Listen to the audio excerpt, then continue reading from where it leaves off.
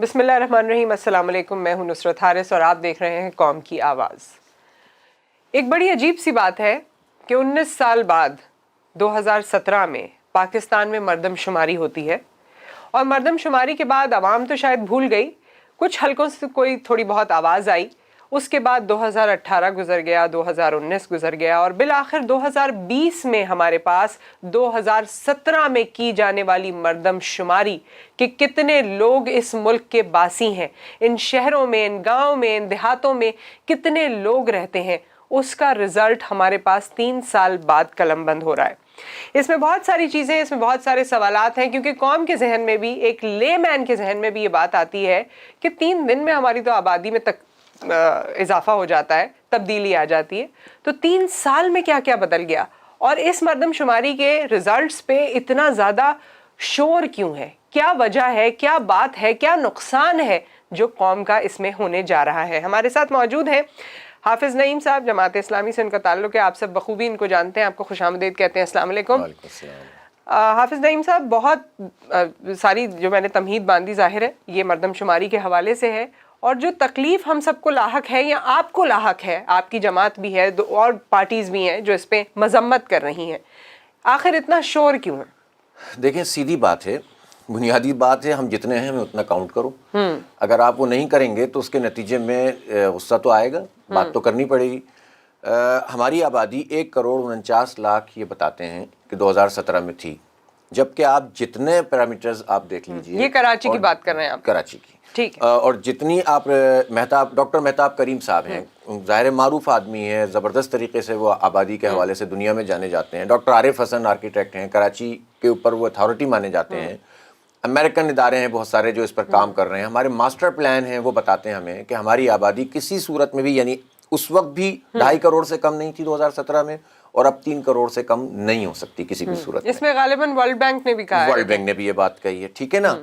اب مسئلہ یہ ہوتا ہے کہ جب آپ آفیشلی کسی آبادی کو کم شو کرتے ہیں تو اس کے نتیجے میں جتنے آپ کے پروجیکٹس ہوتے ہیں، آپ کا پانی کی ریکوائرمنٹ 1,49,00,000 کے حساب سے آپ ڈیزائن کر رہے ہیں کسی پروجیکٹ کو، یا 3 کروڑ کے لیے کر رہے ہیں. آپ کا ٹرانسپورٹیشن کا نظام ہے، آپ کی سڑکیں ہیں، آپ کا پورا انفراسٹرکچر ہے، یہ ساری چیزیں اس پر ڈیپینڈ کرتی ہیں کہ آپ کی آبادی کیا ہے. ایسا نہیں ہو سکتا کہ جو ہے وہ ورلڈ بینک پاکستان کے ساتھ معاملات کرے اور کوئی اس نے پروجیکٹ، مثلاً ہمیں کہوں کہ ماس ٹرانزٹ کا یا KCR کا کسی نے جائکا نے آپ کو اسپانسر کیا مثلاً، تو وہ اس پر نہیں کریں گے کہ وہ یہ کہیں گے کہ جناب جو ہے آپ کی آبادی 3 کروڑ ہے اور ہم اسی پہ رکھیں گے، بلکہ وہ یہ کہیں گے جو آفیشیل نوٹیفائڈ آبادی ہے اس کے مطابق ہم چلیں گے. دوسرا مسئلہ جو ہمیں آتا ہے وہ یہ ہے کہ جب ہماری آبادی کم ہوتی ہے تو ہمارے صوبے کو ریسورسز کم ملتے ہیں NFC کے مطابق. بالکل ٹھیک ہے. تیسرا مسئلہ یہ آتا ہے کہ ہماری نمائندگی، ہمارے شہر میں اس وقت 44 اس وقت ہیں صوبائی اسمبلی کی سیٹیں، اور 21 نیشنل اسمبلی کی سیٹس ہیں. اگر ہماری آبادی 3 کروڑ ہوگی تو ہماری سیٹیں صوبائی اسمبلی میں 65 ہو جائیں گی. ٹھیک ہے. اور اسی طرح سے قومی اسمبلی میں 35 ہو جائیں گی. تو ظاہر سی بات ہے کہ سینیریو بدل جائے گا. اس وقت ایشو کیا ہے؟ اس وقت ہمارا صوبہ سندھ ہے. صوبہ سندھ میں اس وقت پیپلز پارٹی 12 سال سے برسر اقتدار ہے. صوبہ سندھ میں ایک پرابلم ہمیشہ رہتی ہے نا، کراچی ورسز صوبہ سندھ. اس کی ریزن یہ ہے کہ ایک پریکٹیکلی آپ دیکھیں انٹیریئر سندھ میں جو وڈیرے اور جاگیردار ہیں، وہ طاقت کی بنیاد پر، دولت کی بنیاد پر، مقامی ہاریوں، میں تو کہتا ہوں سندھی بلوچ ہی رہتے ہیں نا وہاں، ان کا استحصال کر کے ایک طاقتور طبقہ آ جاتا ہے. وہ ہماری قسمت کے فیصلے کرتے ہیں پورے صوبے کے. ہم یہ کہتے ہیں کہ بھائی ٹھیک ہے، وہاں آپ جو کچھ بھی کرتے ہیں وہ نہیں ہونا چاہیے، یہ جاگیردارانہ نظام نہیں ہونا چاہیے، لیکن ان جاگیرداروں کو پورے صوبے کی قسمت سے کھیلنے کا تو کوئی حق حاصل نہیں ہے نا. مسئلہ یہ آتا ہے کہ جب آپ صوبے کی بات کرتے ہیں تو نمائندگی انہی کی ہوتی ہے، اکثریت انہی کی ہوتی ہے. مردم شماری اس کے درمیان میں کیسے آئی؟ مردم شماری اس طرح آئے گی کہ اگر ہماری سیٹیں 62 یا 65 ہوتی ہیں تو 130 پورے صوبے سندھ کی سیٹیں ہیں ڈائریکٹ الیکشن والی، بعد میں پھر خواتین اور ان کی آتی ہیں اسی ریشو سے. ہماری نمائندگی جب آدھی ہو جائے گی اور سندھ کے شہری آبادیوں سے بھی، تو اس میں پھر کراچی سے بھی صوبے کا چیف منسٹر بن سکتا ہے. یہ اختیار تو ہونا چاہیے نا. یہ ہماری قسمت میں تو نہیں لکھا ہوا کہ صرف جو ہے وہ کراچی سے کوئی CM نہیں ہو سکتا، اور CM تو ہوگا ہی جو ہے وہ وڈیرے اور جاگیرداروں پر مشتمل. تو اس کو لوگ ایتھنک مسئلہ بناتے ہیں، لسانی مسئلہ بناتے ہیں. میں سمجھتا ہوں لسانی مسئلہ نہیں ہے، یہ جاگیردارانہ ذہن کا مسئلہ ہے. ہماری آبادی صحیح کاؤنٹ کریں، پھر لوگ کسی بھی پارٹی کو کراچی میں ووٹ ڈالیں گے تو مایوس ہو کر نہیں ڈالیں گے یار ووٹ ڈالو اپنی برادری پہ، زبان پہ، ہونا کیا ہے، بلکہ پھر اس لیے ووٹ ڈالیں گے کہ پھر ہم ان سے پوچھیں گے، چونکہ ان کی اکثریت ہوگی یا کم از کم برابری کی سطح پر ہوں گے، پھر ہمارے خلاف فیصلے نہیں ہو سکیں گے. مثلاً میں آپ کو ایک مثال مطلب آپ اس میں کہتے ہیں کہ پیپلز پارٹی بھی یہ تمام معاملہ جو ہو رہا ہے اس میں اپنا رول پلے کر رہی ہے، لیکن وہ تو کہتے ہیں کہ جی ہم اس میں مذمت کرتے ہیں. کبھی آپ نے پیپلز پارٹی کے کسی وزیر کسی سی ایم سے یہ سنا کہ وہ یہ کہتے ہوں کہ سندھ کی آبادی کم شو کی گئی ہے اور سندھ میں بھی کراچی کی آبادی یعنی 80% 90% کراچی کی آبادی کم شو کی گئی؟ نیور، کبھی نہیں کہیں گے وہ. کبھی آپ کراچی کے حوالے سے الگ سے کوئی بات کر کے دیکھیں تو سب شور مچائیں گے ہمارا ٹو ٹنگ ہے، ناقابل تقسیم ہے سندھ. اوکے، لیکن بھائی کراچی 3 کروڑ کی 95% ریونیو جنریٹ کر کے دیتا ہے صوبے کو. 67% ریونیو ہم جنریٹ کرتے ہیں وفاق کے لیے. اس گئے گزرے حالات میں انہوں نے ہمیں رکھا ہوا ہے ٹوٹ پھوٹ میں، تو 41% انکم ٹیکس کراچی کے لوگوں نے دیا ہے اور باقی جو ہے پورے ملک کے لوگوں نے دیا ہے. تو آپ دیکھیں اس پوزیشن میں بھی ایسے اگر ہمیں ذرا سا ڈیولپ کر دیں تو ہم کہاں چلے جائیں گے، اور ملک و قوم کے لیے بہتر ہے نا یہ. تو یہ تو صرف ہم کوئی الگ ملک تو نہیں ہے نا بھائی، اسی ملک کا ہم حصہ ہیں، اور وہ لوگ ہیں کہ جنہوں نے ہمیشہ اس ملک کے لیے قربانی دی ہے.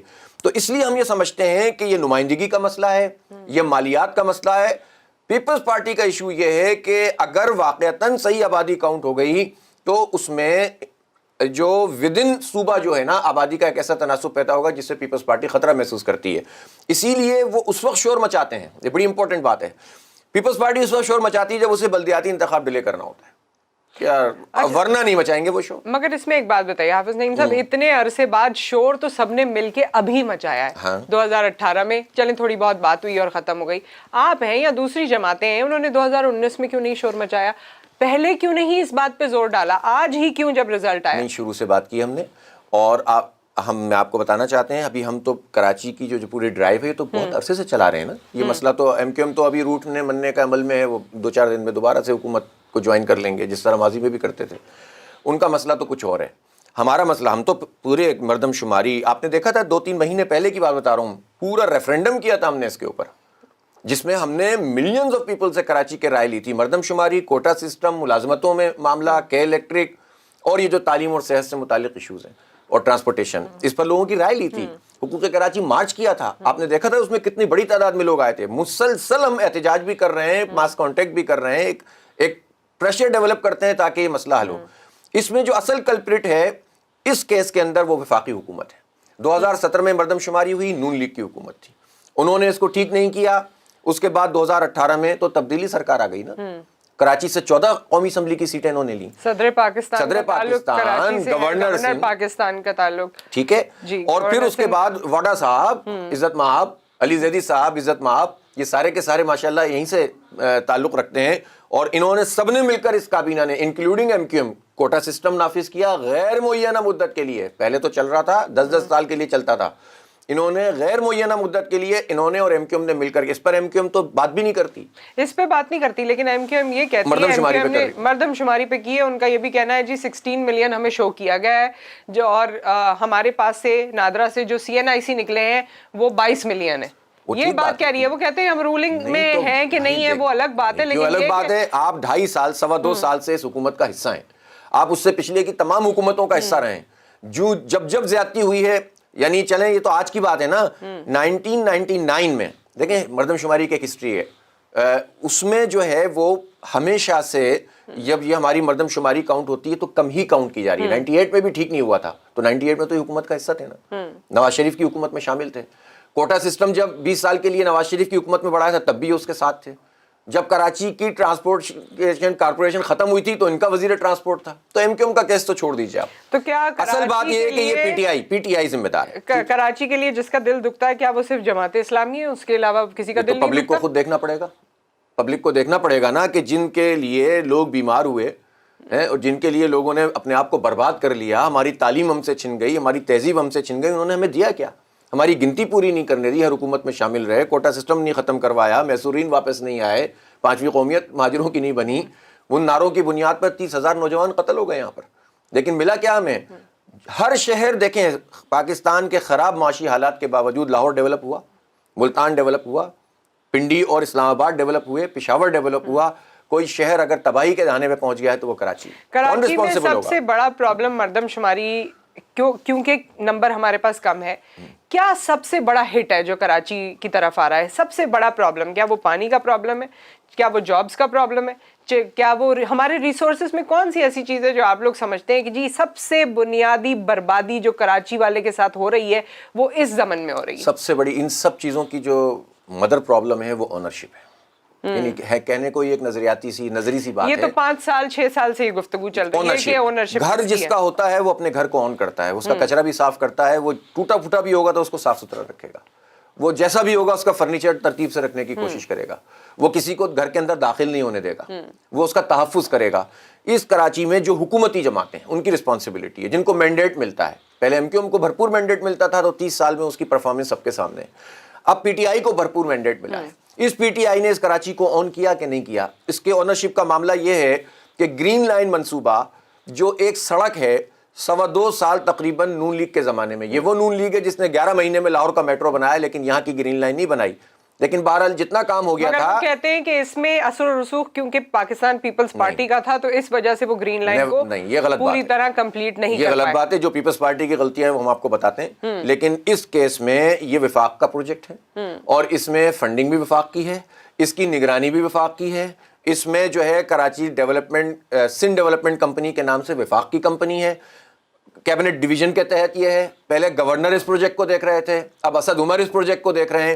2.25 سال میں اس کی جو پوزیشن تھی 10% کام میں بھی اضافہ انہوں نے نہیں کیا. چیف جسٹس صاحب آف سپریم کورٹ کے انہوں نے یہ کہا ہے کہ اب یہ جون یا جولائی کی انہوں نے ڈیٹ دی ہے جس میں انہوں نے کہا ہے کہ یہ منصوبہ کمپلیٹ ہونا چاہیے. کافی ان کی طرف سے بھی خیر اسٹیٹمنٹس آئے ہیں جس میں وہ کراچی کی بربادی یا کراچی میں ہونے والی ناانصافی کو اجاگر کر رہے ہیں اپنے بھائی. چیف صاحب کو اگر آپ مائنس کر دیں تو یہ تو میرے خیال ہے 10 سال تک بھی اسی طرح رکھیں گے. وہ تو کچھ نہ کچھ بولتے رہتے ہیں, تو پھر یہ کیا کرتے ہیں, کام تو نہیں کرتے. یہ پھر جائیں گے اب کچرا صاف کرنے کے لیے 4 جو سویپر لگا دیں گے, تصویر بنا کے کورٹ میں جمع کرا دیں گے. کے سی آر میں شیخ رشید صاحب آئیں گے اور اناؤنس کر کے چلے جائیں گے کہ ہم نے جو ہے کے سی آر بحال کر دی, اس کے اسٹیشنوں کا حال دیکھ لیں جا کے آپ, اس کی پٹڑیوں کا حال دیکھ لیں. سڑکیں بن گئی ہیں, اس پہ چلے گی کیسے؟ سڑک بنا دی نا, پل گرا دیا. جو ریلوے کا پل تھا نارتھ ناظم آباد میں وہ گرا کے انہوں نے اس کو جو ہے لیول کر دیا, وہاں سے پٹری, وہ کہتے ہیں پل بنے گا دوسرا. کہنے کا مقصد یہ ہے کہ چیف جسٹس صاحب سے میری درخواست یہ ہوگی کہ پرابلم کو اصل دیکھیں اور جو اصل ذمہ دار ہیں ان کو پکڑیں. جب وہ یہ کہتے ہیں کہ تجاوزات ہٹاؤ تو ان کو سب سے پہلے ان لوگوں کو پکڑنا چاہیے جنہوں نے تجاوزات قائم کروائیں. جب تک آپ ان کو سزا نہیں دیں گے تو غریب لوگوں کا کیا قصور جو اینڈ یوزر ہے, اور اس کو آپ ہٹا کے کہاں پھینکیں گے؟ لیاری ایکسپریس وے بنا تھا تو جتنے لوگ ندی میں اور اس پہ آباد تھے ان سب کو جگہ دی تھی نا نعمت اللہ خان صاحب نے. سروے بھی کیا, پیسے بھی دیے, جگہ بھی دی, انفراسٹرکچر بنایا, پوری بستی بسا دی. یہ کیوں نہیں کر سکتے؟ یہ کام نہیں کرتے یہ سارے لوگ, اور لوگوں کو کہتے ہیں ہٹاؤ, اور جب لوگوں کو ہٹاتے ہیں انریسٹ ہوتا ہے, پھر کورٹ میں کہتے ہیں امن و امان کا مسئلہ اس لیے رہنے دیں. تو اس کا مطلب ہے ان سب نے مل کر طے کر لیا ہے کہ کراچی کو ڈیولپ نہیں کرنا. گرین لائن منصوبے میں بھی یہ جون کی تاریخ دے دی, اللہ کرے کہ یہ لوگ اس پریشر میں کر دیں, لیکن فی الحال تو مجھے نظر نہیں آتا.